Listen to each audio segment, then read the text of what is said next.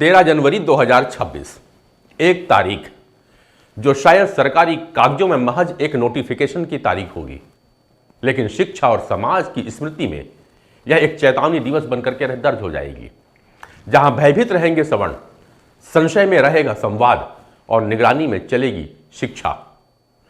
नमस्कार, मैं हूं नरेंद्र पांडे और यह बात इसलिए कह रहा हूं क्योंकि इस दिन यूजीसी ने एक ऐसा नोटिफिकेशन जारी किया जिसे औपचारिक भाषा में इक्विटी रेगुलेशन 2026 कहा गया है, जिनमें equity committee, equity squad 24x7 helpline और शिकायतों के लिए सख्त समय सीमा वाला कानून बन के आ रहा है।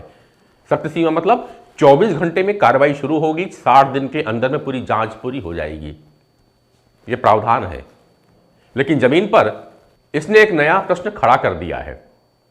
क्या अब उच्च शिक्षा के परिसर सवर्ण कहे जाने वाले या सामान्य कहे जाने वाले जो वर्ग हैं, ब्राह्मण, ठाकुर, बनिया, इनके लिए असुरक्षित होने जा रही है?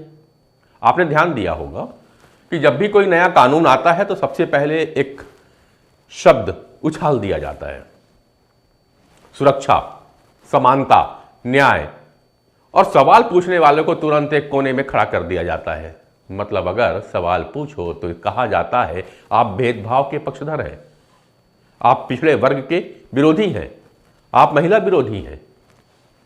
लेकिन आज सवाल यह नहीं है कि भेदभाव सही है या गलत। आज का सवाल तो यह है, क्या भेदभाव मिटाने के नाम पर हम कैंपस में डर का माहौल बनाने जा रहे हैं? समझने के लिए थोड़ा चलते हैं कि यूजीसी इक्विटी रेगुलेशन है क्या। यूजीसी ने जो नया प्रावधान लाया है उसके अंतर्गत equity squad, monitoring mechanism, reporting system जैसे भारी भरकम शब्द भरे गए हैं।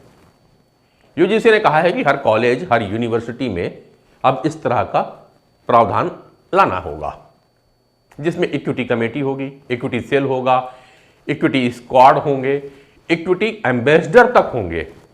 ये शब्द शिक्षा के तो नहीं लगते ना, ये शब्द प्रशासनिक नियंत्रण के लिए उपयोग में आते हैं। यानी कि शिक्षा संस्थान अब सिर्फ पढ़ाएंगे नहीं, निगरानी भी करेंगे। किस बात की निगरानी? यही कि कौन क्या बोल रहा है, कौन किससे क्या बात कर रहा है, किसी बुरा लग गया और अगर किसी ने कहा कि मुझे इस बात पे तो भेदभाव लगता है, तो बस प्रक्रिया चालू हो जाएगी। अब आप कहेंगे कि इसमें गलत क्या है? भेदभाव तो सच में होता है। जी मानता हूं, बिल्कुल होता होगा, लेकिन जरा कमेटी की बनावट तो देख लीजिए साहब। यूजीसी कह रहा है कि कमेटी में होंगे एससी, एसटी, ओबीसी, महिला और माइनॉरिटी के लोग। बस इसी बात पे सवाल उठता है, इसमें सामान्य वर्ग कहां है? भाई अगर किसी जनरल कैटेगरी के छात्र पर यह आरोप लगे तो उसकी बात कौन सुनेगा? अगर वही पीड़ित हो तो उसका रिप्रेजेंटेटिव कौन होगा? वहां कौन उसकी बात को सामने रखेगा? मतलब न्याय का तराजू एक तरफ झुकता हुआ जा रहा है और इतिहास बतलाता है कि जब तराजू झुकता है तो न्याय गिर जाया करता है और यहीं से एक नई मना स्थिति जन्म लेती है। वह सवर्ण भयभीत रहेगा क्योंकि अब वे छात्र नहीं रहेंगे, अब वे शिक्षक नहीं रहेंगे, अब वे पहले ही संभावित आरोपी मान लिए जाएंगे। अब जरा समझते हैं कि ये इक्विटी स्क्वाड क्या चीज है। सीधे सीधे शब्दों में कहा जाए तो यह एक निगरानी टीम है जो कैंपस में घूमेगी, देखेगी और नोट करेगी, फिर रिपोर्ट करेगी। मतलब अब क्लासरूम में भी डर का माहौल रहेगा। जरा सोचिए, शिक्षक सवाल पूछने से पहले डर के रहेंगे, छात्र भी बहस से डरेंगे, मजाक भी अब मापा जाएगा क्योंकि पता नहीं किसे कौन सी बात कब भेदभाव लग जाए। तो पढ़ाई नहीं होगी यूनिवर्सिटी में, कॉलेज में, अब परफॉर्मेंस ऑफ सावधानी होगी। एससी एसटी एक्ट और महिला कानूनों के उदाहरण तो हमारे सामने बहुत सारे हैं, जिसमें अधिकतर केसेस फर्जी ही साबित हुए। कोर्ट ने भी कहा कि केसेस दुर्भावनावश लगाए गए थे। यह समाज के लिए सबसे बड़ी सीख है। इरादा सुरक्षा का था मगर परिणाम कई जगह पर डर में बदल गए, क्योंकि एससी एसटी एक्ट में गिरफ्तारी पहले, जांच बाद में होती है। महिला कानूनों में आरोपी पहले बदनाम हो जाता है और सच बाद में निकल के सामने आता है। अब वही ढांचा कैंपस में भी आएगा। इसका असर छात्रों पर कैसा पड़ेगा? मनोविज्ञान कहता है कि जब एक समूह को लगातार यह कहा जाए कि तुम्हें संरक्षण चाहिए, तुम्हें संरक्षण चाहिए, और दूसरे से कहा जाए कि तुम्हें सावधान रहना चाहिए, तो एक आफृत बन जाता है और दूसरा भयभीत। यहां संरक्षित वर्ग में हर समस्या का समाधान में शिकायत होने की संभावना है, क्योंकि वह मानेगा कि मैं कमजोर हूं। यही कमजोरी उसकी मानसिकता में घर कर जाएगी। तो सामान्य वर्ग में हर समय डर बना रहेगा, वह ओवर थिंकिंग में गुजरेगा। इस सिस्टम में सवर्ण भयभीत रहेंगे, शिक्षक चुप रहेगा, यानी कि पूरा कैंपस असहजता के माहौल में रहेगा। मतलब कहा जा सकता है कि शिक्षा संस्थान साइलेंट सर्वाइवल मोड में जिएगा। और यही मेरा प्रश्न है, क्या समानता का मतलब अलग अलग न्याय व्यवस्था है? पर इसका मतलब यह मत निकाल लीजिए कि मैं कानून के पक्ष में नहीं हूं। कानून जरूरी है, लेकिन मेरा मानना है कि कानून वह है जो समानता का मतलब एक तरफ सुरक्षा नहीं, न्याय बिना सुने सजा नहीं, और संरक्षण बिना जवाबदेही के ना हो। अगर झूठी शिकायत पे कोई सजा नहीं तो शिकायत हथियार बन जाती है। विश्वविद्यालय तो शिक्षा और ज्ञान का केंद्र होते हैं। इसे अदालत, थाना और निगरानी केंद्र ना बनाइए। इन्हें विचारों की प्रयोगशाला बनाइए, जहां गलत सवाल पूछने पर भी जवाब सही निकल के आते हैं।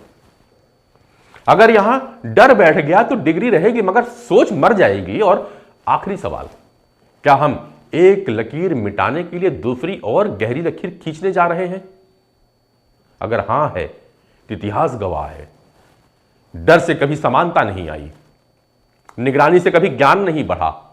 समानता आनी चाहिए विश्वास के साथ, सुरक्षा मिलनी चाहिए लेकिन संतुलन के साथ, कानून बने लेकिन इंसानियत के साथ।